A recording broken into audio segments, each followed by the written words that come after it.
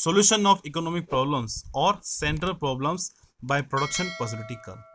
With the help of production possibility curve, we can also show the solution of three main central problems: what to produce, how to produce and for whom to produce.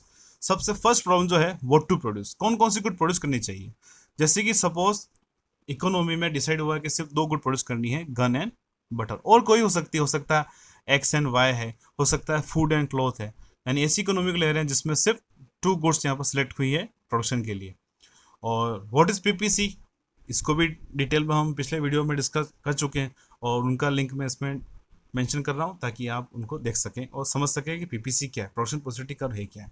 In short, PPC represents all those combinations of two goods which can be attained by a producer or economy with the given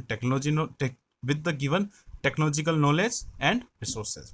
जो भी technological knowledge है और resources हैं उनके रहते हुए वे सभी point जो एक इकोनॉमी में या एक प्रोड्यूसर अटेंड कर सकता है, उन सभी पॉइंट को अगर ग्राफ में रिप्रेजेंट करें तो वो हमें कहलाएगा यहाँ पर PPC.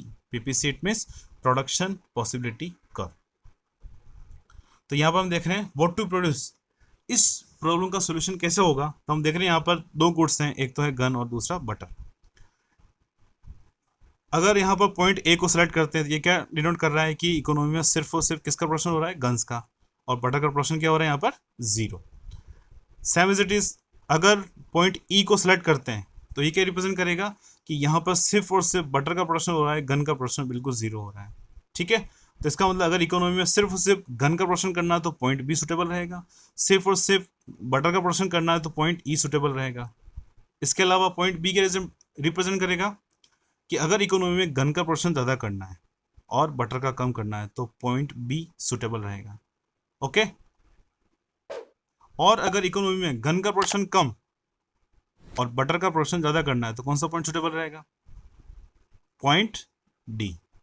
Okay, and point C क्या रिप्रेजेंट कर रहा है कि यहाँ पर गन और बटर दोनों का ही प्रोडक्शन सेम हो रहा है, सेम लेवल प्रोडक्शन हो रहा है।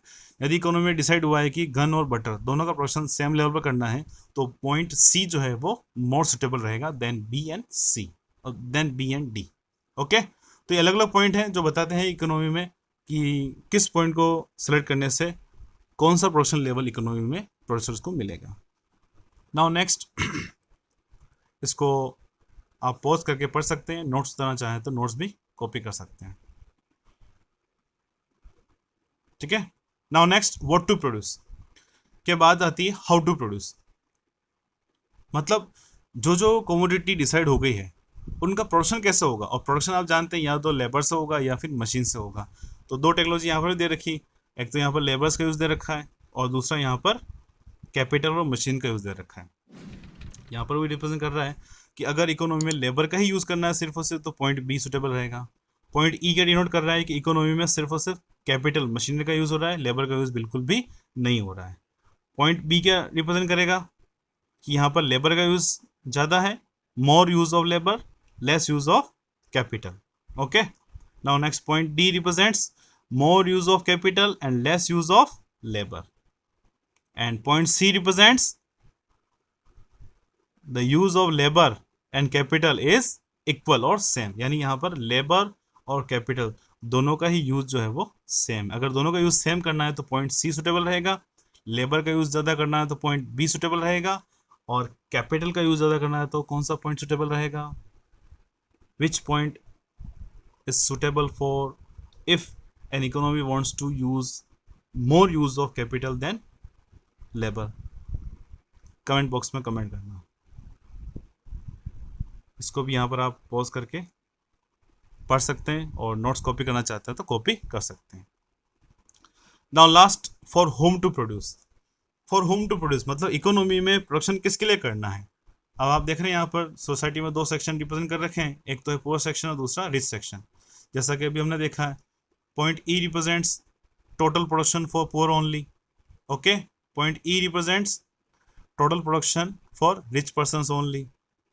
Point B represents more production for poor persons, less production for rich persons. Okay, or point D denotes more for rich persons and less for poor persons, and point C denotes the production of goods and services for poor and rich are same. मतलब economy में poor और rich दोनों के लिए production same करना है, तो उस कंडीशन पॉइंट सी ज़्यादा सुटेबल रहेगा। अगर पुअर लोग गरीब लोगों के लिए ज़्यादा प्रोडक्शन करना है तो पॉइंट बी सुटेबल रहेगा, और अमीर लोगों के लिए ज़्यादा प्रोडक्शन करना है तो पॉइंट डी सुटेबल रहेगा। सिर्फ और सिर्फ अमीरों के लिए तो पॉइंट ई, और सिर्फ गरीबों के लिए प्रोडक्शन करना है तो कौन सा पॉइंट सुटेबल रहेगा?